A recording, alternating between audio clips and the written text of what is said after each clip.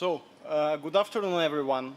I'm excited to host this panel discussion on the Middle Corridor in front of such a big audience with such a distinguished and diverse panel of speakers. My name is Konstantin Prodayvada. I'm partner with the Boston Consulting Group. I'm driving transportation topic here in the Central Asia and South Caucasus region. And I've been working with the Middle Corridor for the last 4 years.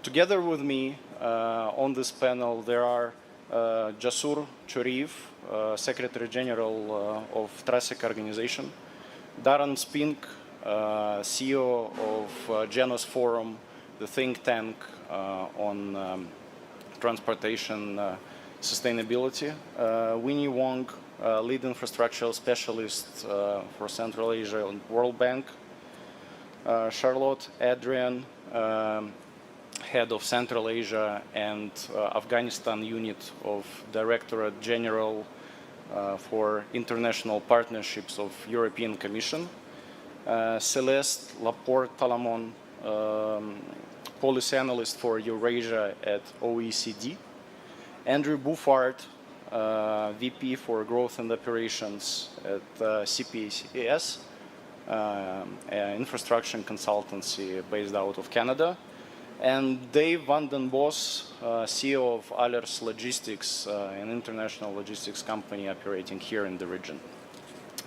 So today we're talking on the Middle Corridor. Middle Corridor is no longer a concept or a buzzword. Over the last 5 years, the volumes passing through the Middle Corridor grew almost by 5 times, from less than 1 million metric tons in 2021 to almost 4.5 million tons in 2025. But Middle Corridor is not only about the transit. It's also what's most important. It's also geopolitically stable and safe gateway for the Central Asian countries, including Uzbekistan, to the global markets. And we see that even with such a tremendous growth over the last years, the corridor has further potential to grow, and consensus forecasts say that it can grow even 3 times more over the next 5 years. Yet, this growth potential is constrained by capacity. And that's quite logical, because we see that for cargo to pass through the corridor, it has to go through at least 3 countries. It has to be at least 3 times physically transshipped, to say nothing about movements between different participants of the corridor and meeting various infrastructure bottlenecks. So to ensure this growth, this complexity should be managed. But what is changing? First, what we see is that the participants are moving from declarations to real actions. All my clients I'm working with here in the region, railroads, ports, shipping companies, they're all heavily investing in infrastructure, in debottlenecking, in increasing the capacity, in digitalizing the corridor. And it's not only the local companies who invest. We see that international players are also very interested in growing the volumes here. We see the Chinese investing in infrastructure here in the Central Asia. We see a lot of interest from the Middle Eastern companies to invest in the Caspian Sea, in terminals, in shipping, in not only in Caspian, but also in the Black Sea, so moving the corridor further. So they are really having their skin in the game and confirming their intention to grow the corridor with the real investments. Speaking about Uzbekistan in particular, we also see that Uzbekistan is changing its role. If a few years ago Uzbekistan was more a customer to the corridor, now it's also heavily investing and improving the infrastructure. And improving the infrastructure not only on its territory by reconstructing railroads, building new highways, but also going beyond its borders.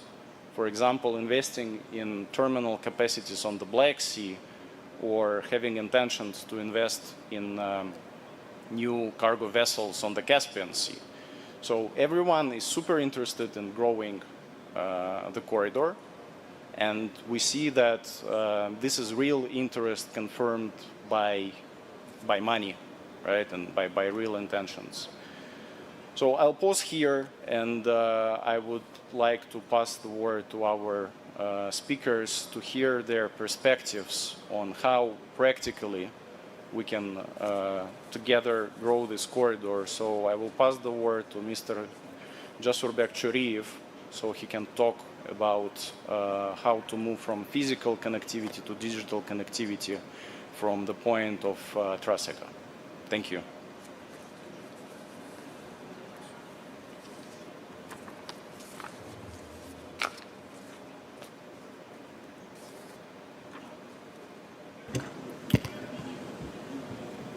Ladies and gentlemen, distinguished guests,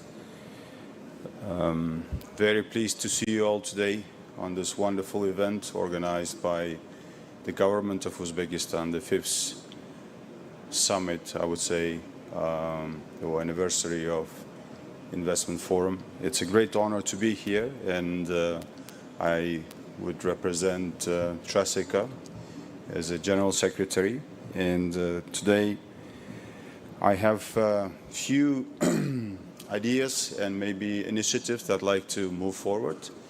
As Uzbekistan is my home country, and Traseka is the organization which was founded by European Union, and the whole idea was to, of course, connect Europe to Asia or Asia to Europe. Briefly, today Traseka consists of 14 member states, and it has also 5 observers. The essence, of course, is to create a platform where all modes of transport synchronized and moves from Asia to Europe or vice versa by any modes of transport. We here mention rail, road transport, river transport, sea transport, air transport, and the multimodal transport that we talk about. And today it's very hard to imagine this corridor without the involvement of Uzbekistan. And my colleague has said Uzbekistan is creating and building new infrastructure, very heavy and difficult to pass infrastructure within its borders and beyond its borders.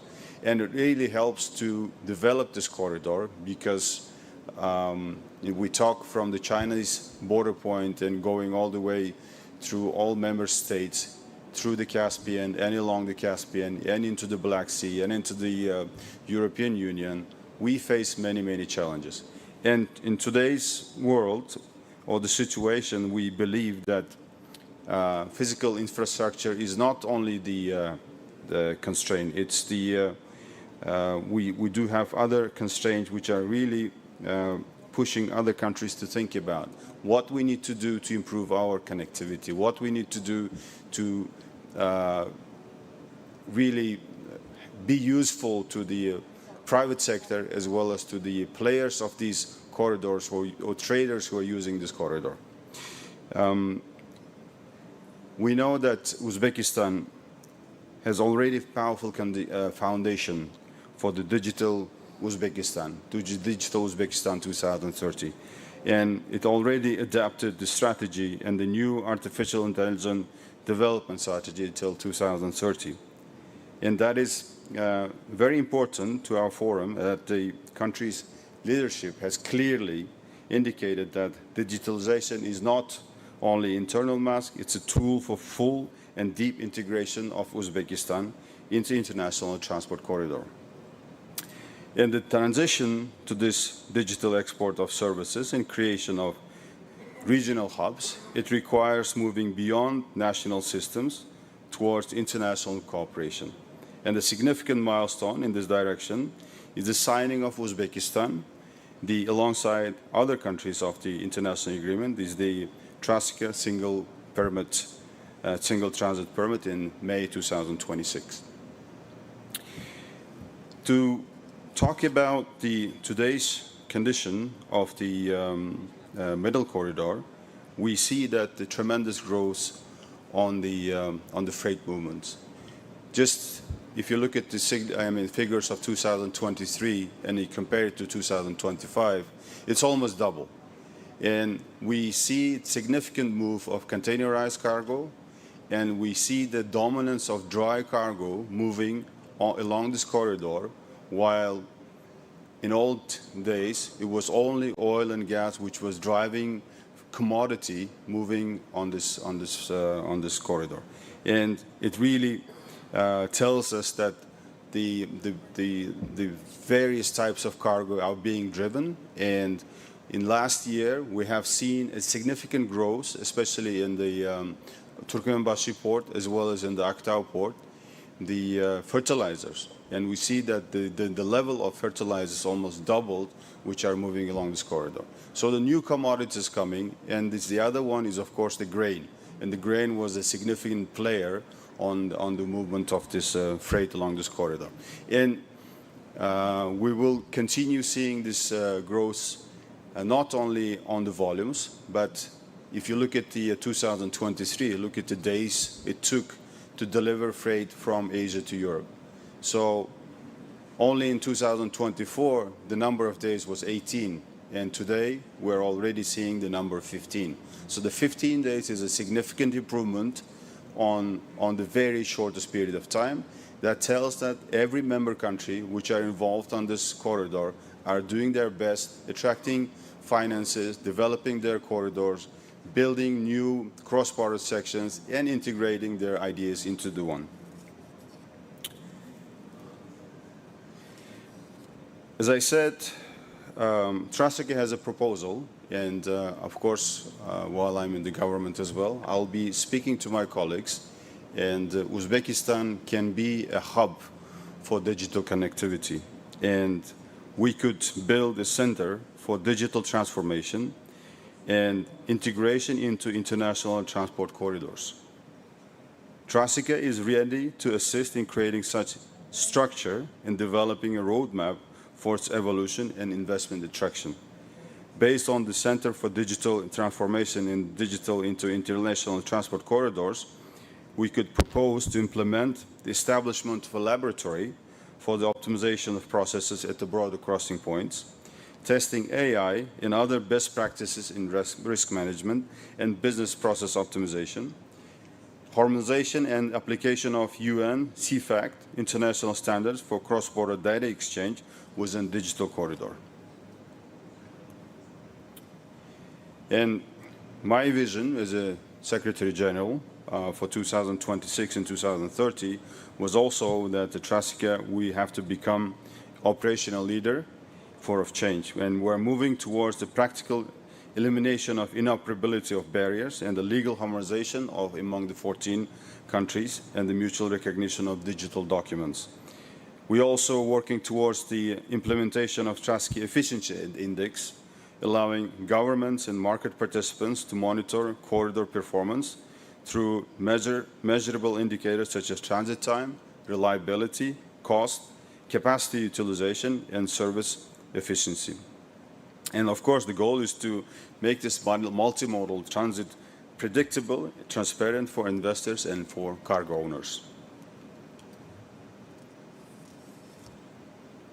I want to emphasize that we view Uzbekistan as one of the regional digital hubs connecting East and West, North and South, as containerized East-West trade continues to expand and multimodal transport chains become increasingly integrated. Regional hubs capable of facilitating trusted cross-border data exchange will become as important as physical logistics infrastructure. In the next 2 to 3 years, Trasika, together with the development partners and ready to offer government of Uzbekistan, achieve involvement of Uzbekistan piloting electronic exchange in the field of transport, which is ESMGS, and the single transit permit, and the piloting a regional data exchange hubs along the Trasika corridor for practical implementation and integration.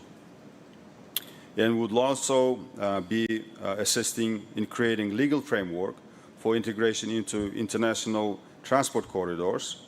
And the electronic document flow is currently being elaborated by working groups of 7 TRASCI members today, and that includes Uzbekistan. Also, facilitation in the targeted attraction of investment from Western and Eastern financial institutions acting TRASCI and development partners. And we believe that future of transport corridors in digital trust and TRASCI views Uzbekistan as a strategic partner in fostering trust in Central Asia. Thank you for your attention.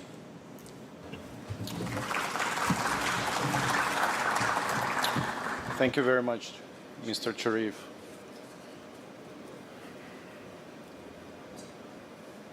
We're moving forward, and I'm passing the word to Mr. Darren Spink, Managing Director of Janus Forum. Thank you, Konstantin. And thank you to the organizers of the Investment Forum for the opportunity to speak about this very important topic. As Konstantin mentioned in his opening remarks, the Middle Corridor is no longer a concept. We are now past the point of having to explain why the Middle Corridor matters. A series of economic shocks, starting with COVID-19 to global wars in Ukraine and the Middle East, and growing great power competition, has exposed the vulnerabilities of global supply chains. These events have highlighted the risks associated with over-reliance on a small number of transit routes and suppliers, particularly for critical minerals and other advanced manufacturing inputs that power modern economies. As a result, the Trans-Caspian International Transport Route has become a strategic necessity for global supply chains. The ability to move goods, energy resources, and critical minerals across Eurasia through diversified, reliable, and secure corridors is more important today than at any point in recent history. The results are already visible. Middle Corridor cargo volumes reached approximately 4.2 million tons in 2025, an increase of roughly 800% compared to 2021.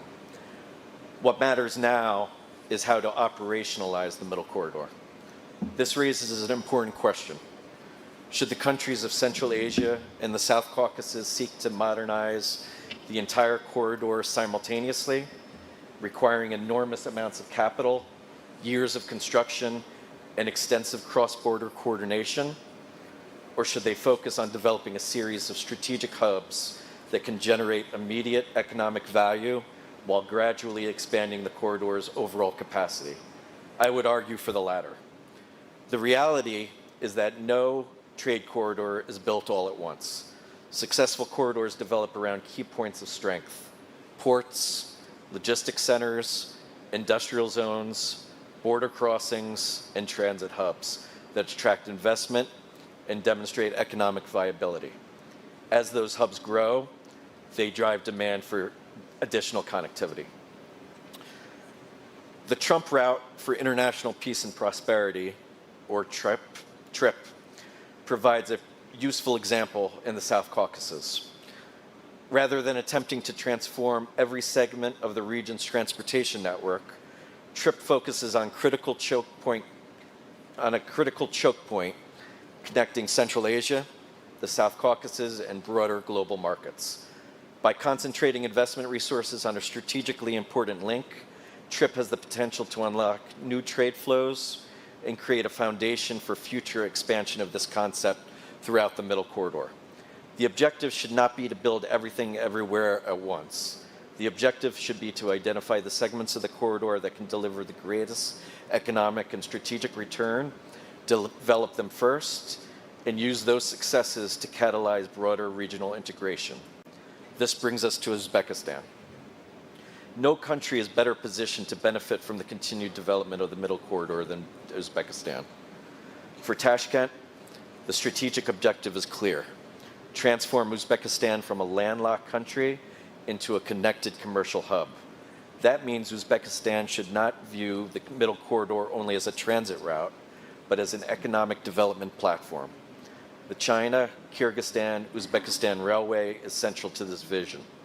Stretching more than 500 kilometers and scheduled for completion around 2030, The project will improve east-west connectivity and help position the country as one of the principal inland gateways of Central Asia.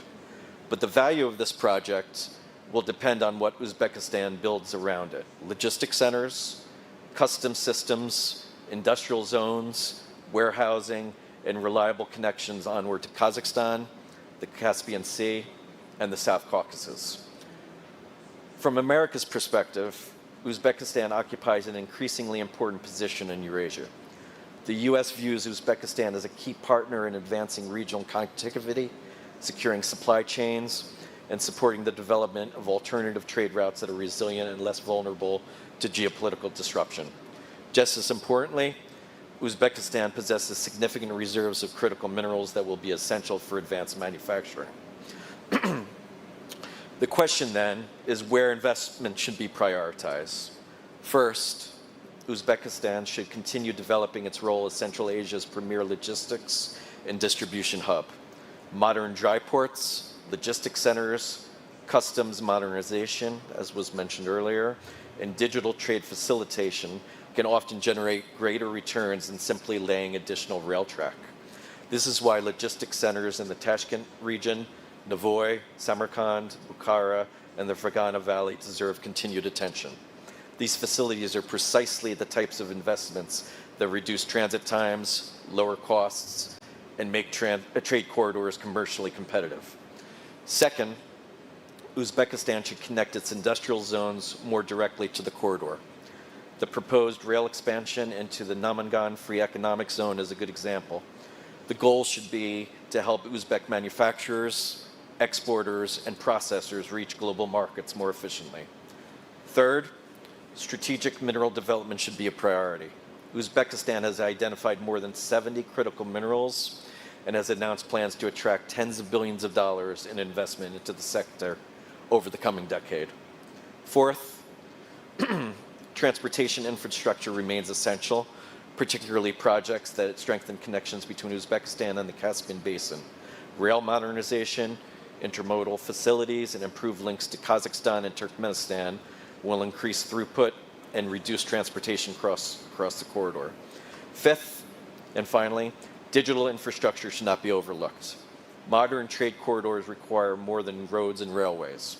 Electronic custom systems, cargo tracking platforms, harmonized documentation, and digital trade facilitation measures can often produce larger gains in efficiency than major construction projects.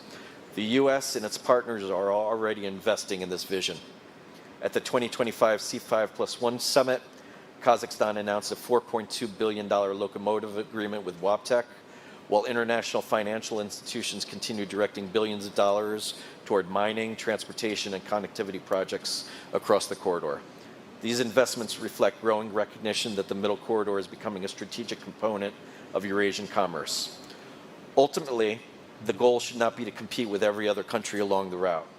Rather, Uzbekistan should focus on the areas where it possesses a clear comparative advantage, serving as Central Asia's logistics hub, a leading supplier of critical minerals, and a key connector between the region and global markets.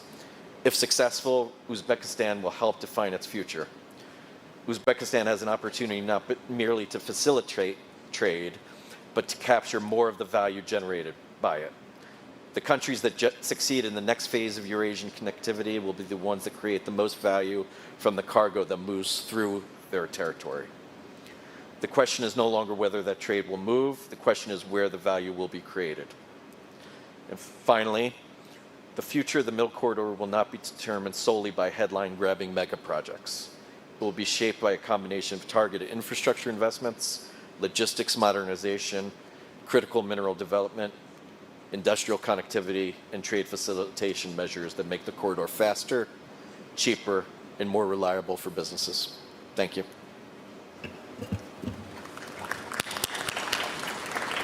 Thank you, Darren. You actually raised quite a few very interesting topics, and I have quite a few questions, but for the sake of time, I will go with only one, if you don't mind.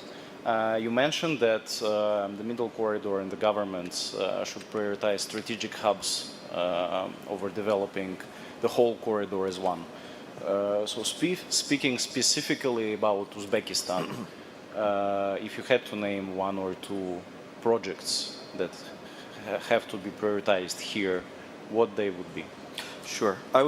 Before I came to Tashkent, I was in Almaty, and I did the very scenic 5-hour drive up to the Horgos ICBC Special Economic Zone. Horgos is actually the largest dry port in the entire world. It's a special economic zone for duty-free shopping and a key logistics hub. It's on the border of Kazakhstan and China.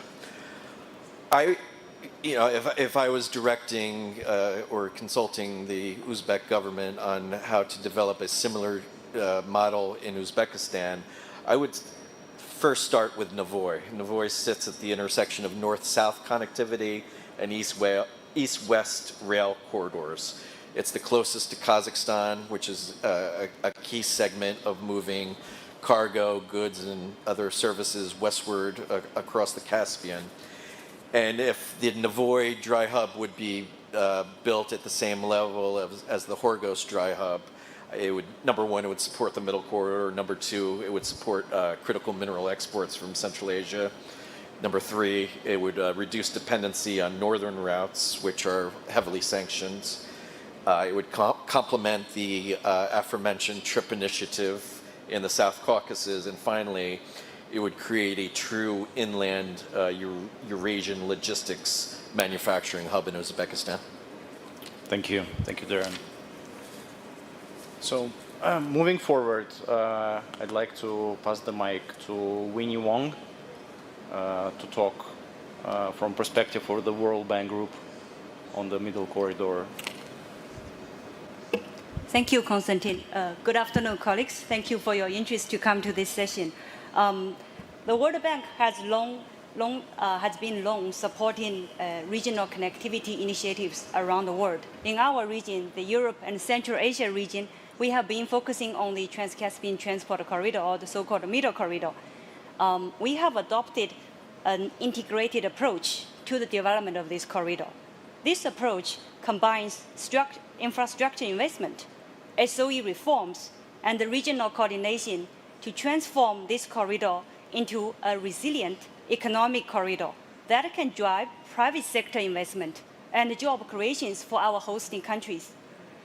In addition to several billions of US dollars ongoing infrastructure investment along the corridor, the World Bank, we actually are going to publish a new flagship report in the coming months on how to unlock the broader economic benefits of this corridor, and we hope you can have time to read that. According to our new analysis, with the coordinated infrastructure investment, the Trans-Caspian freight volumes could increase from about 8.8 million tons in 2023 to over 32 million tons, almost 4 times, by 2040. By 2040, this expansion could also translate into average GDP gains around 3% across all of our Middle Corridor hosting economies, driven by improved transport connectivity, lower trade cost, and increased interregional trade. However, our report also underscores that coordinated investment, not just more infrastructure, are critical to prevent the corridor's performance being constrained by its weakest link.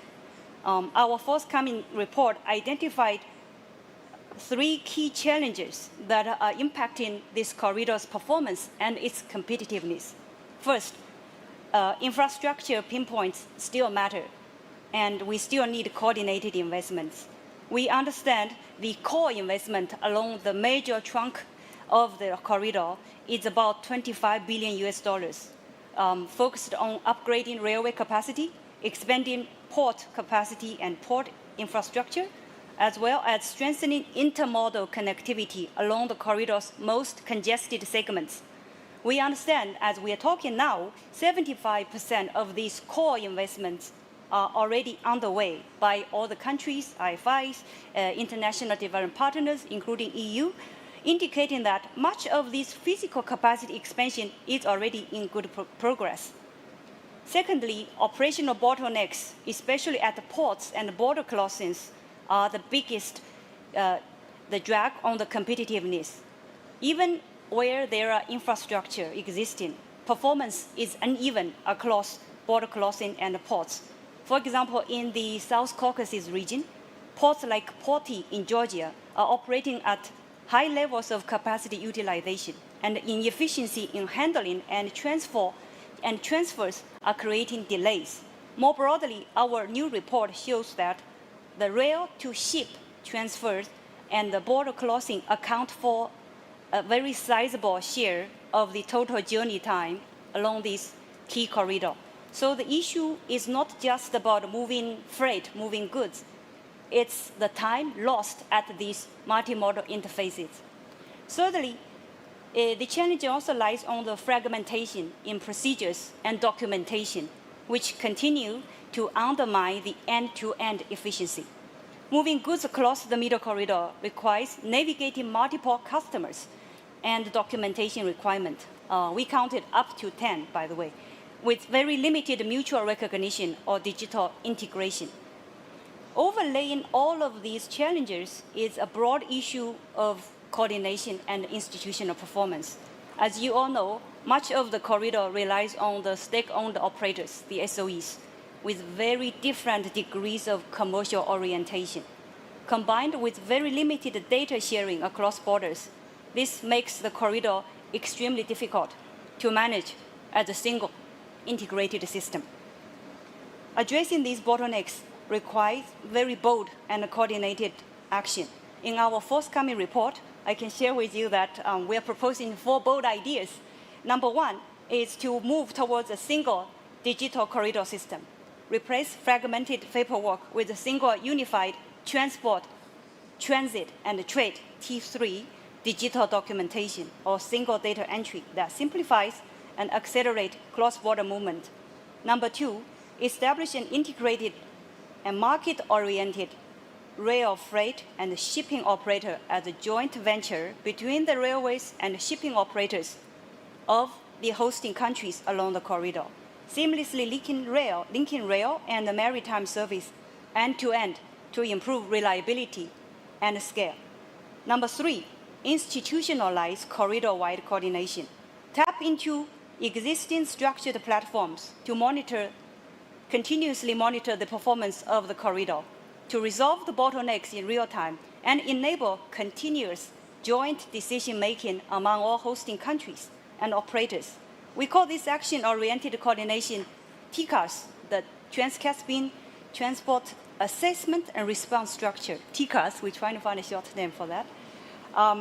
The fourth bold idea is to professionalize and modernize corridor operators, strengthen governance, financial sustainability, and the regulatory framework to make railways, ports, and shipping SOEs more efficient, more bankable, and commercially oriented.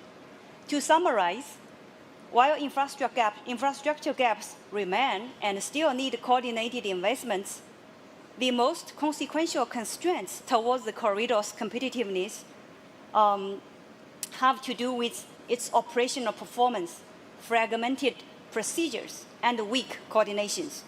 This is particularly the case for containerized freight, which is associated with the economic diversification, a major goal, shared by all of our 9 hosting countries along the corridor. Thank you.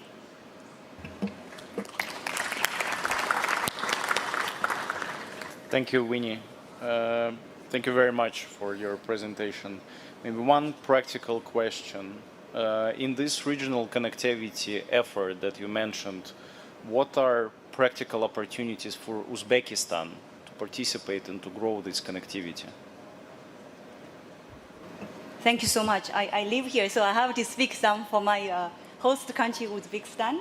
Uzbekistan, as our permanent secretary of Transeca, Chevrolet mentioned, Uzbekistan plays a very key role in the Trans-Caspian Transport Corridor, linking Central Asia markets with both the eastern and western-bound trade routes. While currently it accounts for a very small share of the corridor traffic, our analysis is demonstrating the share is growing. Freight volumes are projected to grow very strongly, however, unevenly, which will place increasing pressure pressure on the key segments, such as Tashkent-Bukhara and the Bukhara-Turkmenbashi border. Meanwhile, as one of the two double landlocked countries in the world, Uzbekistan's transport connectivity, especially land connectivity, is so critical, both internationally and domestically. However, it's facing several challenges. We know the railway sector is facing capacity constraints, aging rolling stock, limited wagon availability, and also the axle road constraints. In the road sector, we have very weak feeder roads and last mile links, limiting our ability to move freight efficiently from roads to railway corridors, to logistic hubs, and intermodal terminals. Across these sectors, we found that the fragmented procedures, uneven digitalization, and limited coordination continue to undermine our performance in the transport sector in Uzbekistan. We understand the government has begun to take several actions to address these challenges. One of the great examples I would like to mention is the Tashkent-Andijan road, which the World Bank Group supported, and the project manager Mansour is sitting here. It's the first PPP in the road sector in the country, and we are very proud to say the World Bank Group, World Bank, IFC, and MIGA provided support around the process. Is still ongoing, but it demonstrates great potential that we can also leverage private sector, because we all know public finance is limited. How can we use limited seed money to create a level space for the private sector to scale up? That's what it will be our end goal, and we continue to support Uzbekistan in this direction. Thank you. Thank you very much, Rania. Thank you. Yes, and I think, colleagues, we're moving towards more and more practical examples of how countries, and Uzbekistan in particular, is developing the corridor, developing its infrastructure. So maybe before I pass the mic to Charlotte. Charlotte, I remember when we prepared for the session, we discussed this kind of motto, from declarations to actions. So it would be great to hear from your standpoint and from the European standpoint how you see everyone is moving from declarations to actions here in the region and on the corridor. Thank you very much, Konstantin, and good afternoon to everyone. Yes, in fact, we did prepare, and I'd like to definitely say that we just had a session on the European partnership, and there was also a call for going from declarations to action. And I think, in fact, what we've as European Union have tried to do is really to move, in fact, for action. And I will give you a little bit of, at least on the middle corridor where we stand. We had, in 2023, obviously, for reasons that we have spoken about before, also with the war in Ukraine, we had in the European Commission a request to EBRD if we finance, in fact, a study that EBRD did on the middle corridor, which was asking them, okay, what is needed for making the middle corridor work? What will be needed? What can you give us as information that we will need to make it competitive, to make it realistic, to make it feasible, but to also make it, of course, reliable? EBRD came back in 2023. They came back with a study which gave us 33 projects, hard infrastructure, plus 7 projects, soft infrastructure, 18 or 19 billion euro. Now, obviously, this is funding that many people would like to have, but don't necessarily have. We have seed funding, but definitely 18, 19 billion we don't have. But we did what we did. The first thing we did was an investors forum, which we did back in January 2024 in Brussels. We invited everyone, all our partners, to come to Brussels, have a look at the, let's say, not the feasibility, but have a look at the results of the report, showing, in fact, all the gaps that you have on the middle corridor that would make it possible, and invite them to join forces, in fact, of course, with our Central Asian partners, join forces to make this, in fact, a new project, a joint project. We worked with European financial institutions, with the World Bank, with EBRD, with our bank, the European Investment Bank, and we sat together and asked everybody, how do you see your capacities within this? Now, this was in fact on the Central Asian part only. This was not across the Caspian Sea, because this was something that we wanted to see, in fact, on our side of the Caspian Sea. So from this Investors Forum in 2024, we had the very first EU Central Asia Summit in Samarkand last year, in fact, in April, where we had a commitment also from the highest level in Europe saying, yes, I mean, this middle corridor is a priority. It's what we call a global gateway flagship. This is something that we want to invest in. We had pledged, in fact, all together in Brussels, with all our partners, 10 billion, which is not yet all the funding which is needed, but it was a good start. And in Samarkand, our leadership, in fact, European, both President von der Leyen from the Commission and President Costa from the Council, meaning all our member states, 27 member states, they pledged, again, 12 billion, not only for transport, but also for digital, for energy, for CRM, so lots of funding, but also for transport, for the middle corridor. And then what we started doing, of course, was work. Work with our partners, work on the hard infrastructure at each of the countries in Central Asia, work on specific projects that we get, pipelines that we get from the countries, which are interesting for the Trans-Caspian transport corridor, the gaps that needs to be filled, but also work on the soft part, meaning work also with, because we wanted this to be evidence-based, yes, working also with OECD to get the best, knowledge that we can get, work with ITC to see how trade and transport can be improved.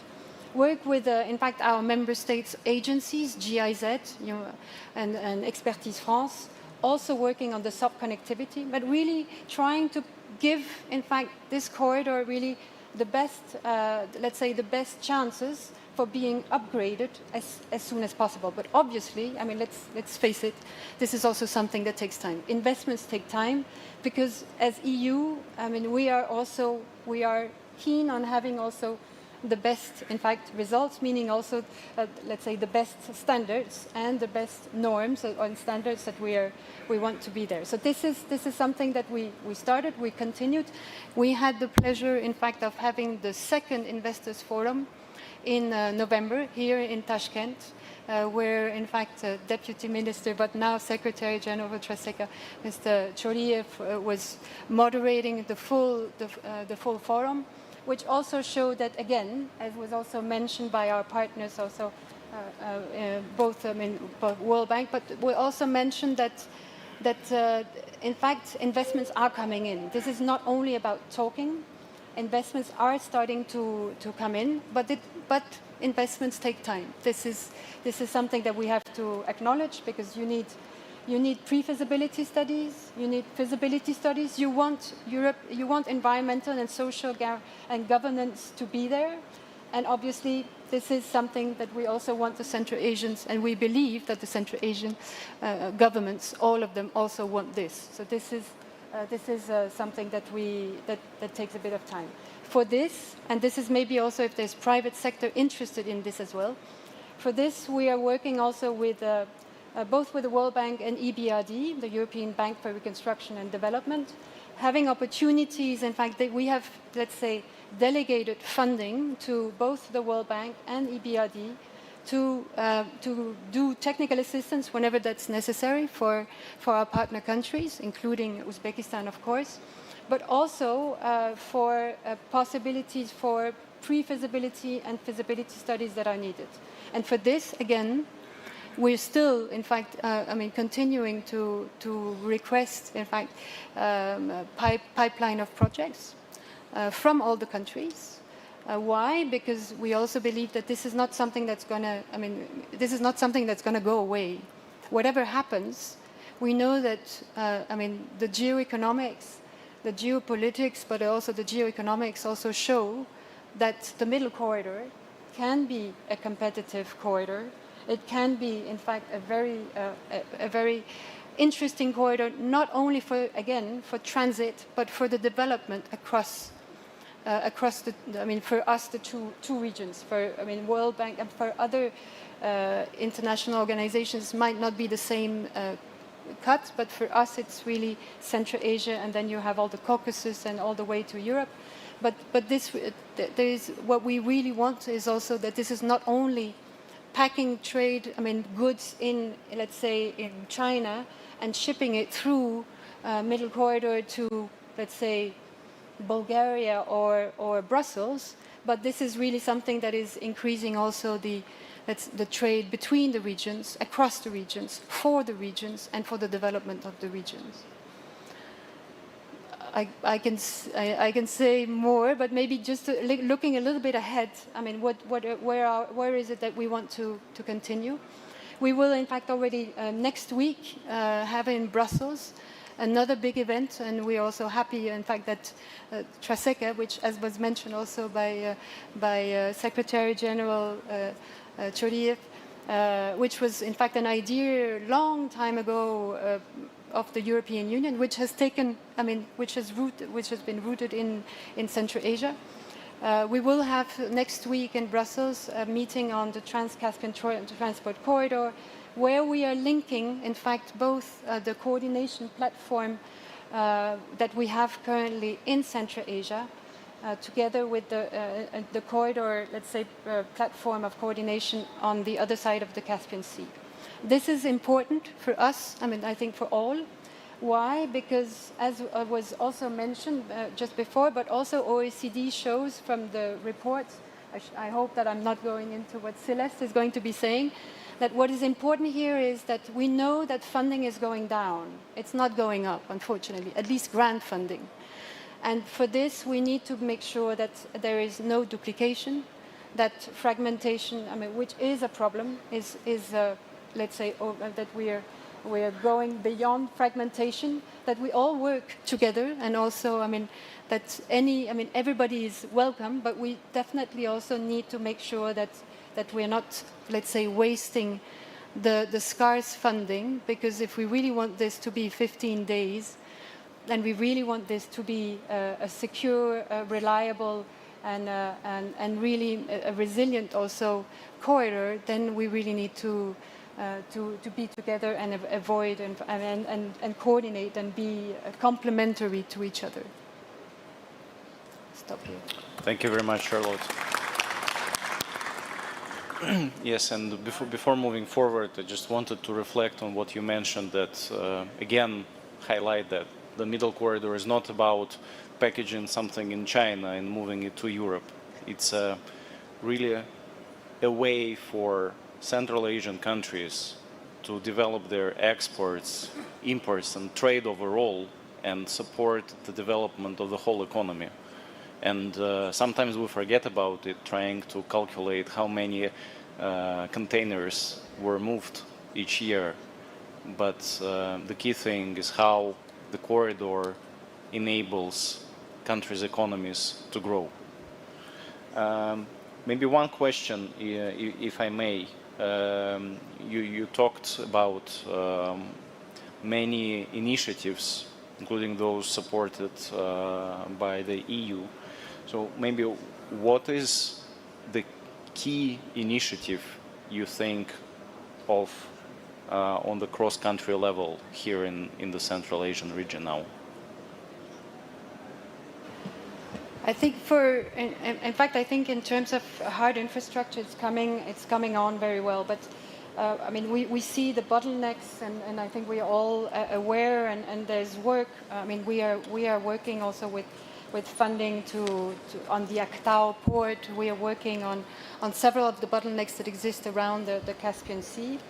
But as was mentioned also, I mean, before by my colleague from the World Bank, I mean, what is also important is really, first of all, that we also concentrate on the soft connectivity. I mean, making sure that, and this is not necessarily the biggest investments. I mean, we are investing a lot in it because technical assistance, because in fact this is about changing procedures and setting up, I mean, working with IEA, but what is even more, in fact, I think what is more important is also that we have the political commitment from the regional partners, from our partners in Central Asia. We know that there's a will, but we also, what we would like also is to work on a more, let's say, integrated and coordinated procedures also with our Central Asian partners.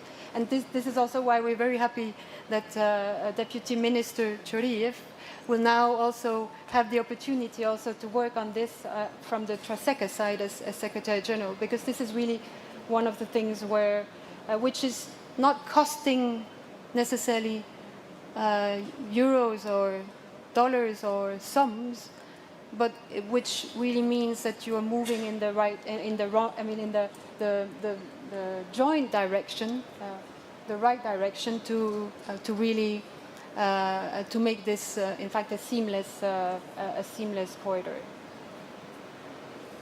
Thank you, Charlotte. And we're always happy to support, of course. We will continue. You mentioned several times the soft side and the OECD work. We're lucky enough to have Celeste here with us. So Celeste, I'm passing the word to you so you can speak on behalf of OECD. Thank you very much, Konstantin. Good afternoon, everyone. And also thank you for mentioning our ongoing work. Charlotte, I would like actually to present some key highlights of the report we launched at the 3rd EU Central Asia Economic Forum last November, which takes stock of progress made in operationalizing the Trans-Caspian Transport Corridor since the EBRD study funded by the EU. This work was also funded by the EU and surveyed more than 170 private sector companies across the 5 countries of Central Asia, including both domestic and EU businesses. So I would like to first make a brief observation on the state of play for Uzbekistan and progress made, and then I will highlight also some of the challenges that were mentioned by the private sector, and then offer some potential areas of actions and recommendations. So my other speakers on this panel have already highlighted the fact that the Trans-Caspian Transport Corridor has moved from being a secondary route to a central component of east-west connectivity, and latest developments in the blockade of the Hormuz Strait have highlighted the importance of developing land routes. Being landlocked has long been seen as a challenge, but it's actually now becoming an opportunity and a strong rationale for regional integration. So for Uzbekistan, the diversification of trade routes, the resilience of supply chains, and its role as a transit country in the region are all strong arguments to be involved in this corridor. And most importantly also, it serves as a strong factor for regional integration and increased regional trade, which ultimately also is a guarantee for peace and stability. And I think in today's world we cannot underestimate that. So from the OECD's perspective and from the feedback that we gathered from the private sector in Uzbekistan, 3 areas of progress stand out. First, infrastructure investment. Uzbekistan is involved in major projects such as the China-Kyrgyzstan-Uzbekistan Railway. This morning we heard the chairman of the cabinet of ministers of the Kyrgyz Republic mention how this railway will cut transport by 900 kilometers with the completion of this railway. We also see very significant investments in the domestic road network, also mentioned by Winnie, and the creation of the first toll roads in the country. A second area of strong progress relates to digitalization. That includes electronic customs and transit systems upgrade, moving to the full use of the e-tier system. The last area also that deserves mentioning is regional cooperation. Secretary General Choriev already mentioned a very important development, which is the TRACECA single transit permit agreement. Something that the private sector mentioned was the difficulty in obtaining transit permits from single countries, making it very tedious to move one good from one country to the other when you have to cross another 3 in the middle, and having to obtain a transit permit from each one of them is very much time consuming. So this TRACECA single transit permit agreement is a very good piece of news, and we look forward to its implementation. In terms of challenges that were reported by the private sector, one key aspect relates to warehousing and storage capacity. So the region is currently facing a deficit in warehouses of high quality, with a lot of aging storage spaces, including the fact that Class A storage that can provide refrigerated facilities, digitalized management is missing. And this is especially important for Uzbek companies which heavily export agricultural products. At the same time, in Uzbekistan, we are seeing very strong growth in this sector, and it's very positive to see that modern warehousing capacity is rapidly increasing. That should also have a positive impact on prices, because at the moment in Central Asia, storage prices are on par with EU prices because of this deficit, and obviously it's a major area of concern for the private sector. I would also like to mention, in terms of infrastructure gaps, the crossing of the Caspian Sea is hampered by the lack of vessels and a close to monopoly situation, with most vessels being owned by Azerbaijan. But at the same time, Turkmenistan recently announced the launch of several ships together with a Korean shipbuilding company. So that's also a very positive development to increase shipping capacity on the Caspian Sea. The second challenge that was mentioned by the private sector relates to border processes. In Uzbekistan in particular, the main issue mentioned was the high number of inspection bodies that are involved. Quarantine, phytosanitary, sanitary, veterinary, customs bodies all carry their own inspections, and I think there could be an opportunity for streamlining. And the third challenge that was mentioned relates to digital systems. So digitalization is really key to facilitate trade, but if everyone develops its own digital system, so if your electronic signature is recognized in Uzbekistan but not in Kazakhstan and Azerbaijan, what's the point of having an electronic signature? Will you have to sign X number of times for your signature to be recognized? So a very important aspect of that is not only digitalizing, but harmonizing, integrating, and making all of those procedures compatible between each other and among the countries of the regions.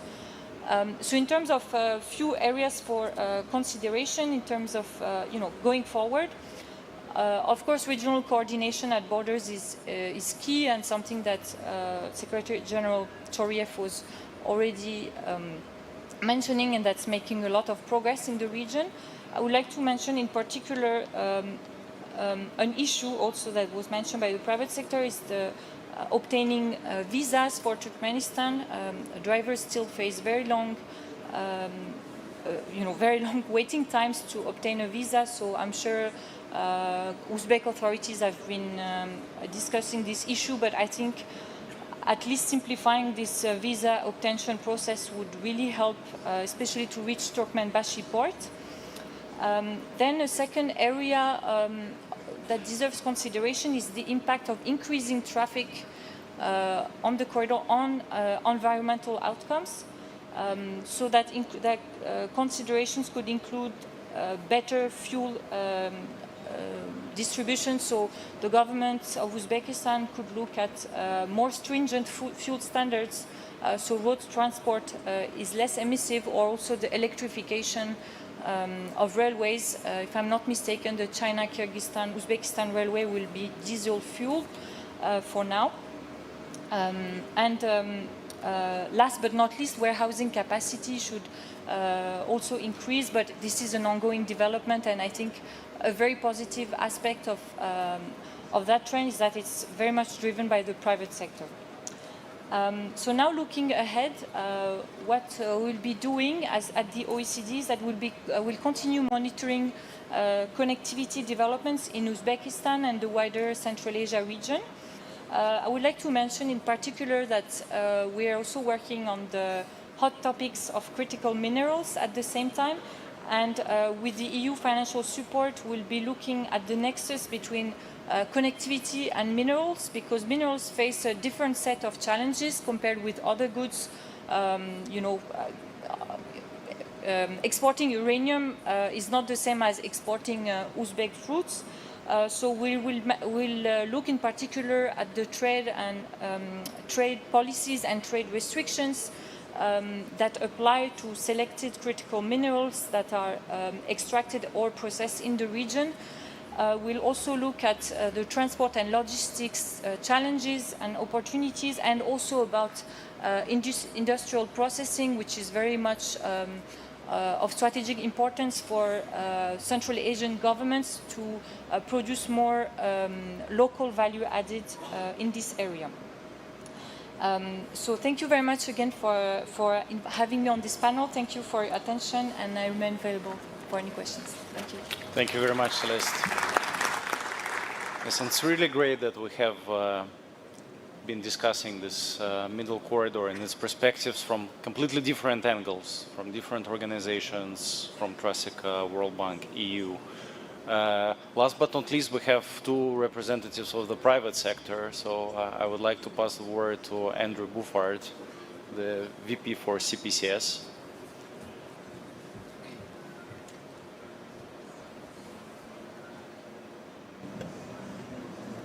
Good afternoon. Thank you very much for inviting me to be part of this panel. I'm a consultant, so I can't pass up an opportunity to make a PowerPoint, which I've done, and I think should come up in a moment.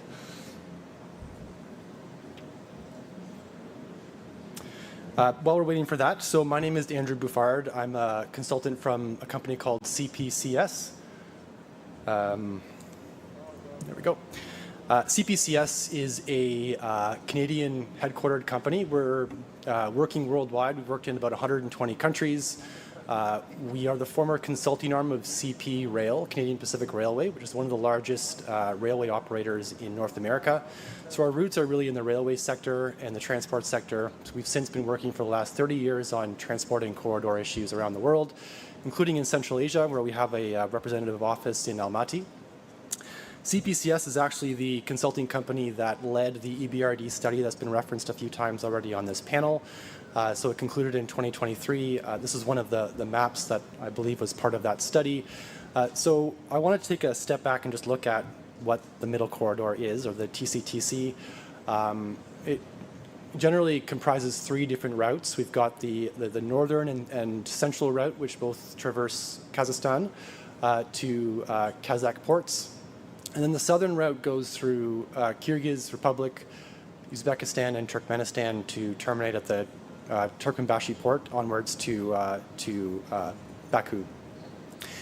And I think typically we've seen the central corridor carrying the most volumes in the middle corridor, but the southern corridor I think deserves mention. We are in Uzbekistan, and we've heard about the China-Kyrgyz-Uzbekistan railway, which has started construction. As well as the capacity at the Turkmenbashi port. So it's interesting also to consider the potential of the southern route and the investments that will come along with that as well. I'm going to try to not repeat what my distinguished colleagues have mentioned. I think there's a lot of overlap with some of the things I wanted to say, but they've said it in much more eloquent terms than I have. But I did want to focus on a couple of things, and one of those items was what the Secretary General said about predictability. For me, this is a key word when we're talking about corridors. So when we're talking about shippers, what they're looking for is predictability. And we have spoken to dozens of operators, government representatives, stakeholders involved in the Middle Corridor, and we've identified over the last 2 years in our work for the EBRD, Asian Infrastructure Investment Bank, the World Bank, and government partners in Central Asia, what are the key challenges on the Middle Corridor.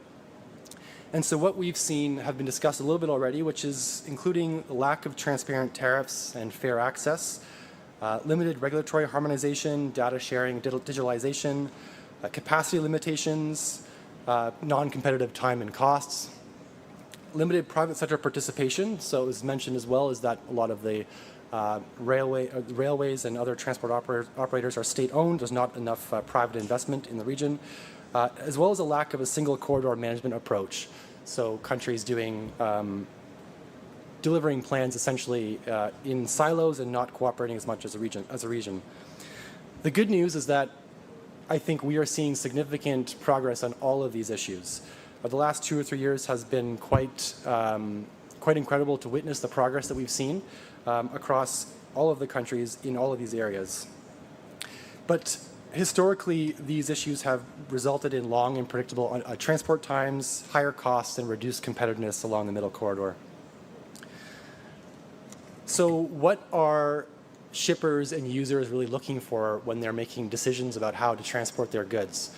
So on the right hand, you can see a few things that we identified through our consultations with, as I said, dozens, hundreds of different shippers operating in the corridor and also worldwide.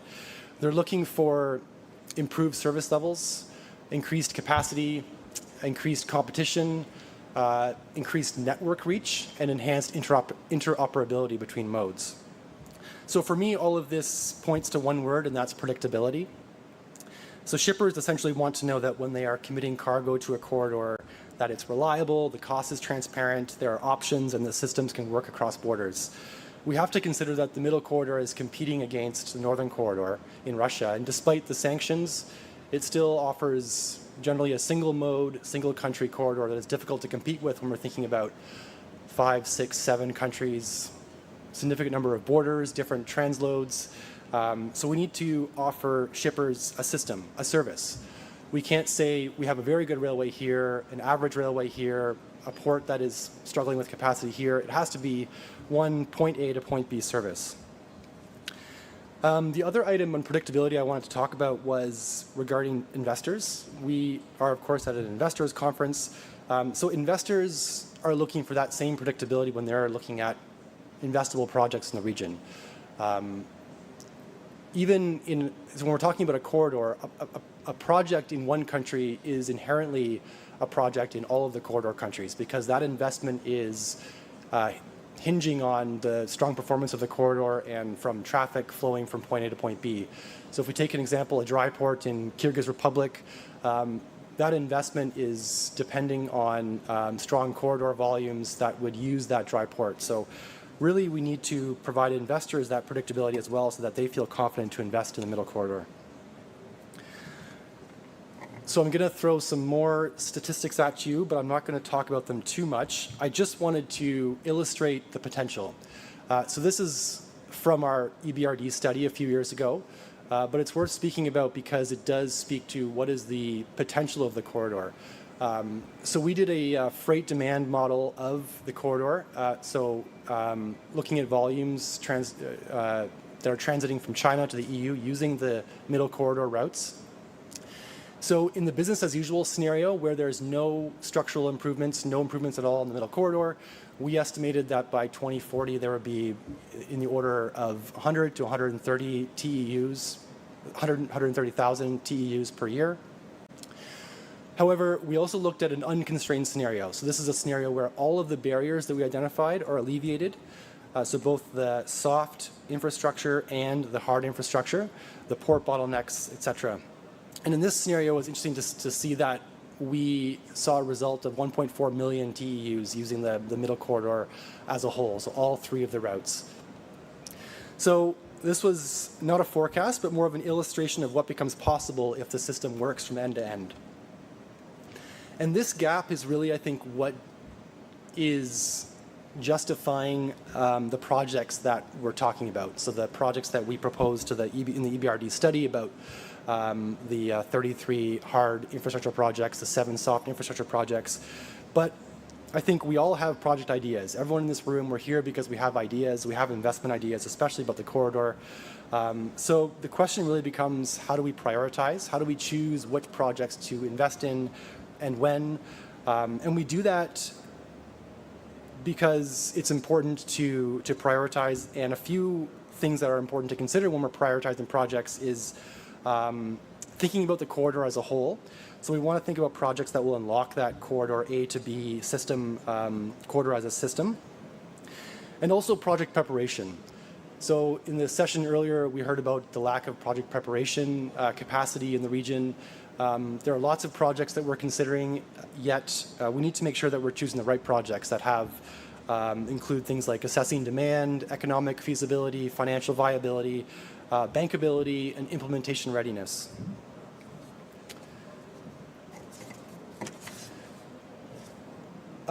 So I'm from Canada. I think it's an evidence of how fond I am of the region that I've left my home country exactly when the World Cup is on. So like the rest of you, I have to wake up early to watch the games, but I can never pass up an opportunity to come here. So the last piece I wanted to speak about, just maybe 1 or 2 minutes, was about institutions. So we talked about the importance of project prioritization. Now, how do we deliver those projects? It requires strong institutions in the region to both identify, screen, prioritize, procure, and implement these projects. These are major, complex projects that require strong institutions to do it in an effective way. So the example I'm speaking about is Infrastructure Ontario. Ontario is the largest province in Canada. It is a provincial authority, so you might not think it's super relevant to a regional discussion, but it has been referenced in some recent publications by the government of Uzbekistan that is looking to consider how transport and other infrastructure projects can be prioritized and implemented more effectively in the region. And it is an interesting model because it's trying to solve the same problem that I think many of us are witnessing in the region, which is about cost overruns, choosing the wrong projects to implement, and having governments try to do everything themselves. So Infrastructure Ontario is essentially a government-owned entity that it sits between the government and the private sector, and it is tasked with managing and implementing PPP projects. It also conducts value for money assessments and screens whether projects should be implemented as PPPs. And when it is determined viable as a PPP, Infrastructure Ontario then manages the PPP process, contracts the private operator, the private investor, and also oversees the entire life cycle of the project. So it does the monitoring and evaluation and oversees the asset as well. So a couple of lessons, I think, perhaps, is first of all, matching the model to the project. So as I mentioned, Infrastructure Ontario takes responsibility for screening projects that are identified by the government and assessing whether or not there's value for money and whether or not it's worthy as a PPP project. Transferring risk as well. So it also takes responsibility for identifying which risk should go where. So construction risk, financing risk, maintenance risk, and ensuring that the government maintains control of the asset. I already mentioned value for money, but I think this is an important aspect to understand whether to proceed as a PPP. And lastly, pipeline visibility. So Infrastructure Ontario publishes a quarterly PPP market update, whereby the market is able to see timelines and delivery models for upcoming projects. So when I consider this model, I imagine a middle corridor where we start publishing joint quarterly infrastructure priorities where the market can understand what projects are coming to market and when, which would really encourage investment interest. So overall, I would say a few things that I think are needed is enhancing predictability of the corridor for users, prioritization of and preparation of the right projects, and ensuring that institutions are ready to deliver these projects. And I would be happy to continue the discussion with any of you, and feel free to contact me. Thank you.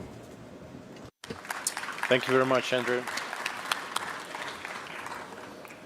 I think, Andrew, you mentioned very important thing of expectations of shippers and expectations of users of the corridor, and sometimes misalignment between what the corridor can offer and what is expected from it to offer. So we have here Dave, who can tell us about his and theirs expectations, how the middle corridor is meeting them, and how we all can do something with that. Okay. Well, thank you, Constantine, and thank you for having me. It's been some interesting speeches here, so basically I can just throw mine away because most of it has already been said. However, I wanted to touch upon a couple of key points here from my experience.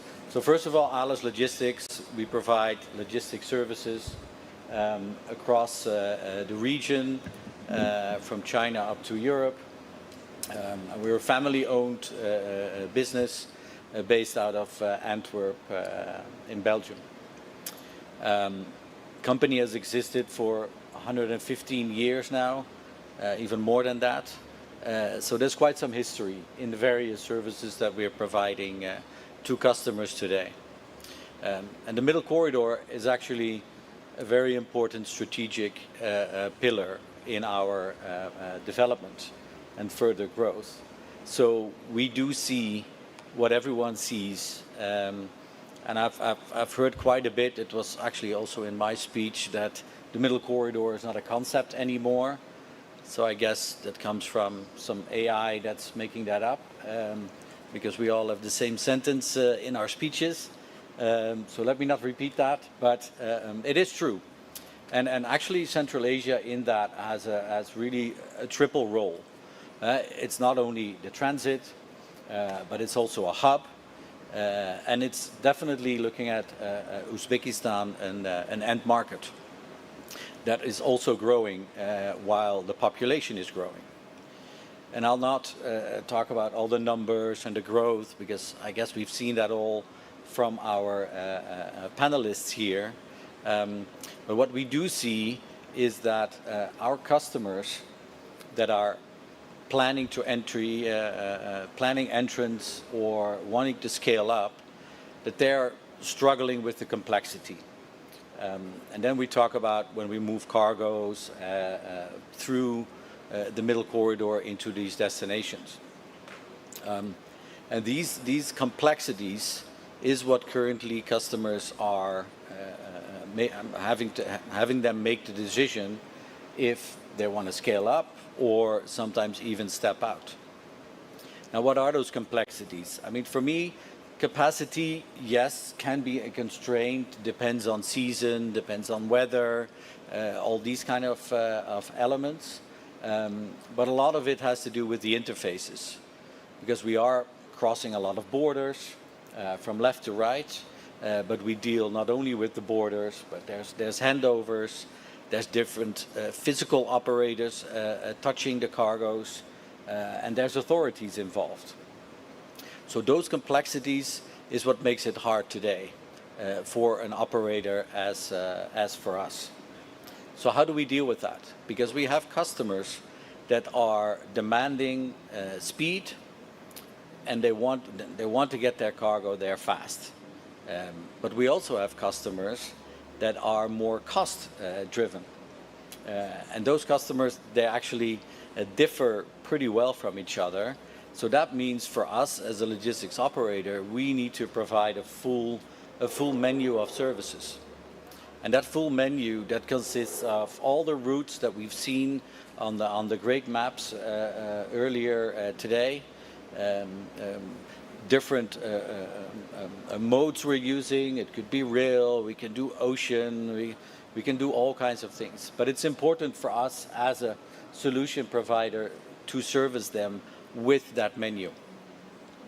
Now, what do you see in these developments is that when customers are just entering the region, they are usually very much cost driven. Now, as time goes by, they start to realize that when you buy something cheap, the quality might not always be that good. So that's where reliability comes in.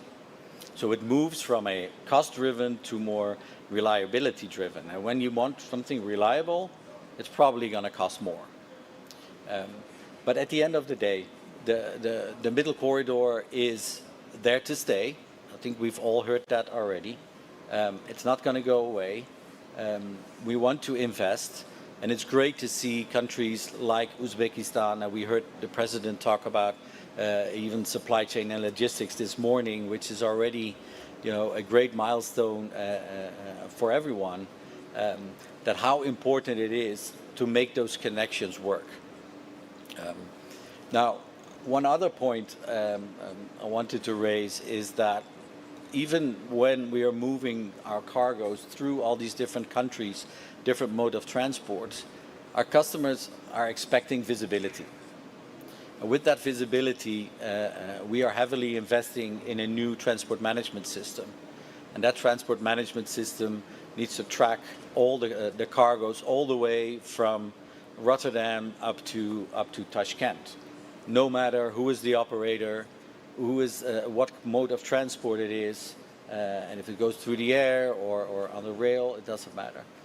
So that investment is very much needed, and I like the comments earlier around the digital hub and everything. Data is needed, but we need to make sure that the middle corridor gets as reliable as possible and predictable. I like the word predictable you put in there, Andrew, earlier.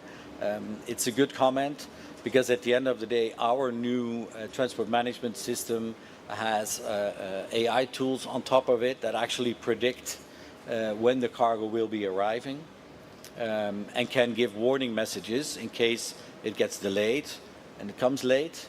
Then you can act already before basically it goes wrong. Let me say it nicely. So at the end of the day, with those investments and together with what the authorities, the private sector, but also the public sector are investing, the middle corridor will be a success. At the end of the day, for me, what's most important is that what makes the middle corridor successful is that when it becomes reliable. And that's the key message that I wanted to give. Thank you. Thank you very much, Dave.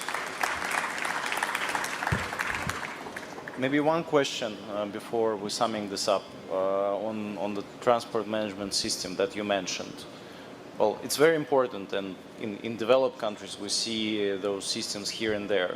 I believe in the region we're still having some gaps in infrastructure to ensure this connectivity and traceability of cargo. So how practically, how is this done now, or how can it be done in the near future, given that the sufficient infrastructure is still yet to come? Yeah, no, that's actually a good point. When we deliver our project cargoes to very remote locations, there is no GPS signals or other infrastructure for us to be able to get the data in the system of the location of the cargoes and then predict when it's going to be delivered. So there's different options, but the most important, we have a mobile app for the drivers.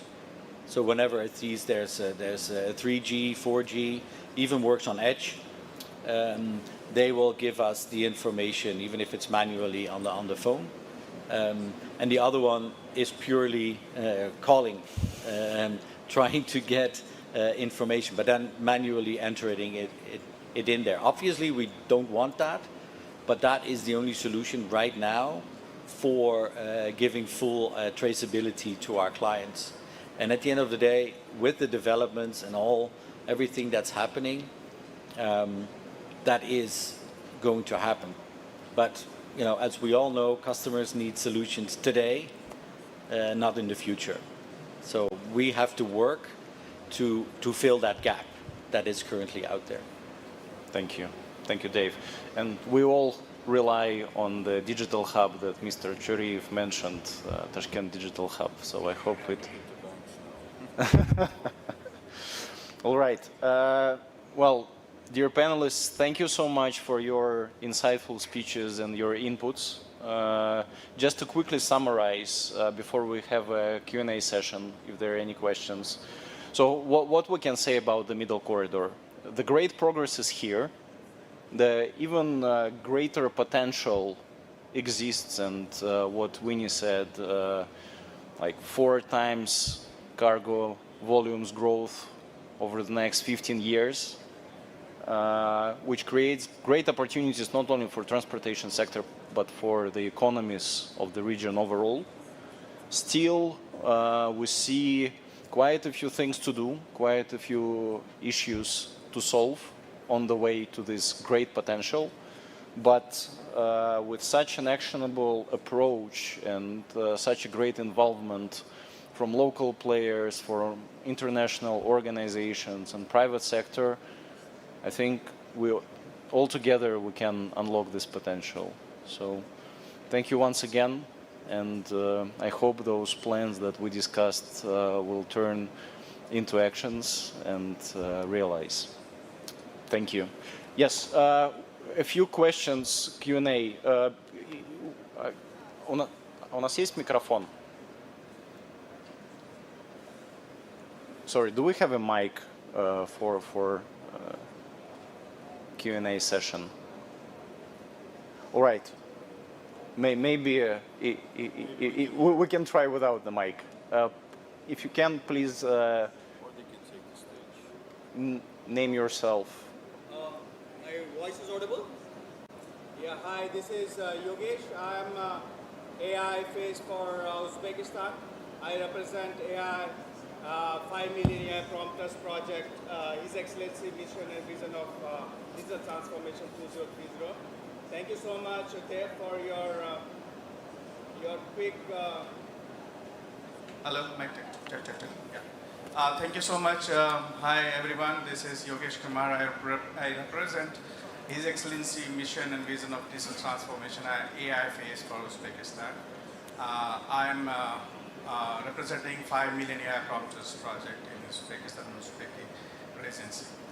Thank you so much for your 2 cents about the logistics problem. You're right, so there are a couple of new things happening globally to fix this logistics problem, because these are the opportunities we see like that, right? Because this cross-border trade is typically without technology orientation is not possible. My questions to you are, because we're talking about now Central Asia, especially Uzbekistan, has opened the door for entire world, and Tashkent is the door for everybody to come. Thank you so much, everyone, to come here and spend your time during FIFA time, right?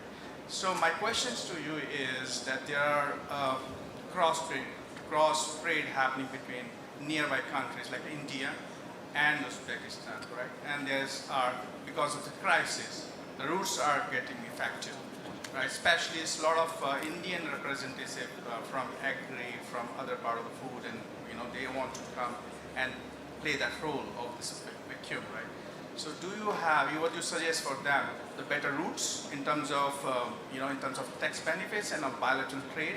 And of course, how do you envision if AI fix this problem, which is, of course, ETA and last mile connections, to be honest, we are there to support you there, right? Thank you so much. Well, I guess the question was for me, right? Because you're addressing to me. Yeah, payments Okay. and logic stuff. Thank you. Thank you for the question. No, I think the traditional route is basically moving Caspian Sea, etc. But the southern part, and that's where the triple role of Central Asia comes in, because it connects also to the north, it connects to the east, west, and also to the south.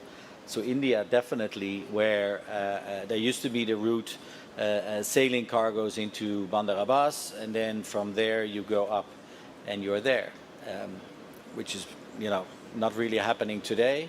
So we take other routes. But indeed, I mean, I love what you said about AI, because that's exactly where, well, a lot of people talk about it, to be honest, but we really try to bring it in practice, because eventually you can build agents and whatnot, but it needs to be valuable for our customer. And that's what we are focusing on. So I would definitely appreciate getting in contact and hearing something about that more. Sorry, and can you pass the mic to... Yeah. Добрый вечер, приветствую. Во-первых, Good evening, ladies and gentlemen. I'm very thankful for inviting to this great conference. It's going beautifully and smoothly. My name is Machanov. I'm a chairman of Expedite Association of Uzbekistan, Expediter Association of Uzbekistan. We are operating through Pakistan, Karachi, Lahore. We have many operations here in the region.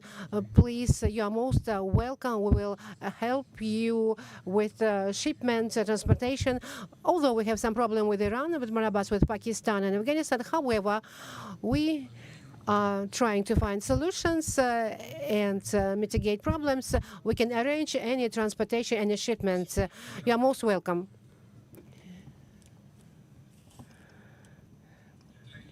My name is Johan van der Plaats. I'm chairman of the board of Alles Logistics. I think we have a consensus, middle corridor, fantastic opportunity. I think we also have a consensus, it's much more complex, as Andrew, you pointed out, than the northern corridor, one jurisdiction over Russia. Today maybe dysfunctional, tomorrow, 5 years from now, God knows. So there is a window of opportunity. But we also know that the middle corridor, to become efficient, is difficult because of the different jurisdictions, the spread of assets, the Caspian Sea, lack of terminals, custom duties, etc., etc. So I am wondering, and I know that a year and a half ago it was debated, would it make more sense to think a bit bolder? And there are examples in the history whereby you think about transferring the assets around the middle corridor, spread today amongst the different countries, to a high authority, which then allows more clever investment, capital allocation, prioritization. Examples that we had was, for instance, the European Union for coal and steel, whereby voluntarily Germany, Italy, France, Belgium, all of them transferred their coal and steel assets to a high authority. There is the example on operations on the High Commission of operating the Nile, the Rhine, the Rhine which is crossing different borders as well, a higher authority which is doing the operation. So we have an embryo in a way of Tarseka, kind of. And that would be a bold decision, which of course is asking political courage, but it could really change the dynamics in a fundamental way. So it's more a provocative question, maybe. What is your opinion? Is this just I have a dream? Or can bold decisions like the CAEx, European Union of Coal and Steel, be repeated in this part of the world? Thank you.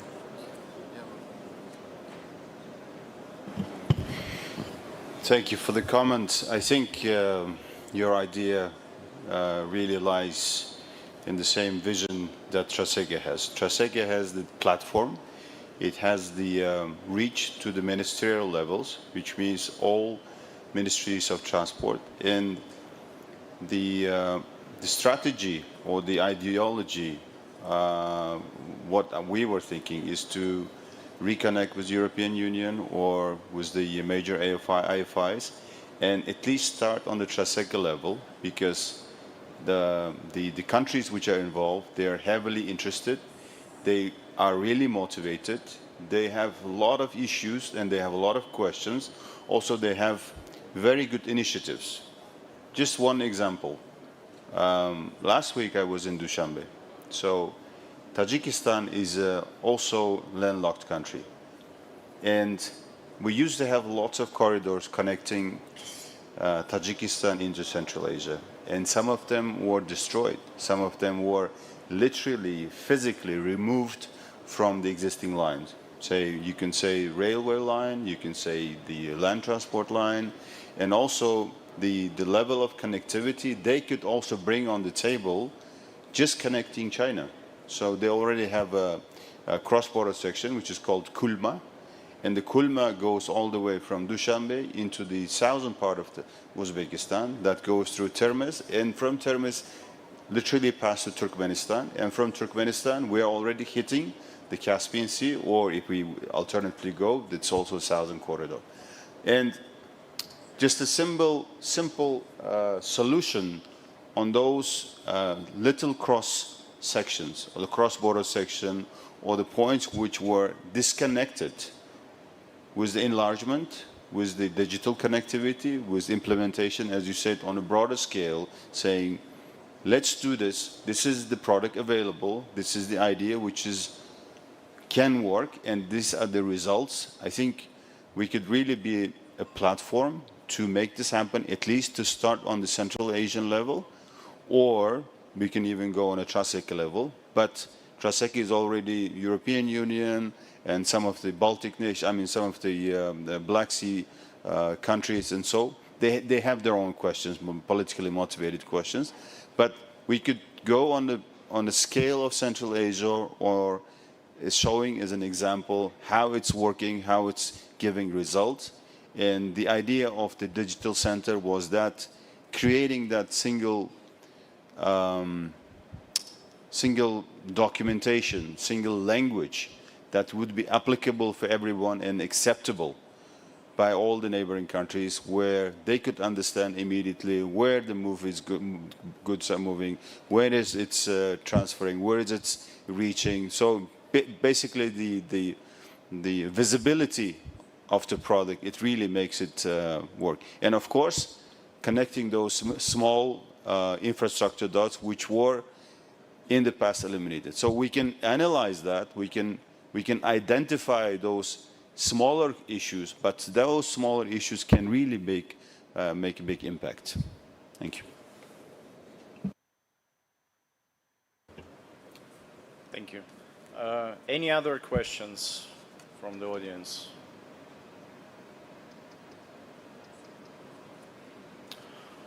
All right, then thank you so much. Thank you for your presentations. Thank you for your attention. I hope it was insightful and interesting, and it's great that even some debates were born. So thank you very much.